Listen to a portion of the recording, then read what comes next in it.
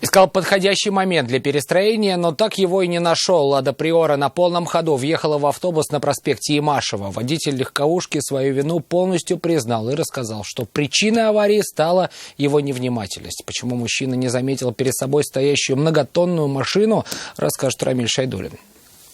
Никто не падал? Нет, никто. Жалоб никаких не было. Водитель автобуса 49-го маршрута остановился, чтобы высадить пассажиров. И хотя до конечной точки было далеко, кондуктору пришлось объявить, что дальше они не поедут. Причиной послужил неосторожный маневр водителя Лады Приора. Легковушка въехала в заднюю часть многотонника. Сюда хотелось выехать. Куда? Вот на эту полосу. То есть вы с автобусом выезжали? Да. А потом как произошло? Ну вот и все. Здесь машина ехала, я, получается, по тормозам. И все, и в автобус.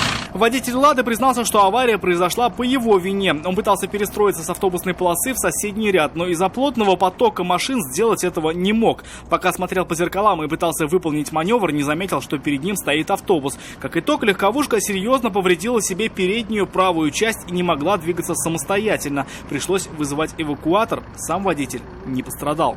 Да, сколько оцените ремонт?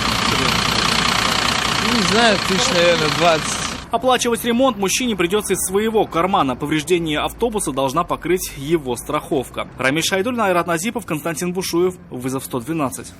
Происшествия и аварии, трагедии, героизм спасателей и сила закона в программе «Вызов 112» на сайте tnv.ru и на YouTube-канале ТНВ. Подписывайтесь.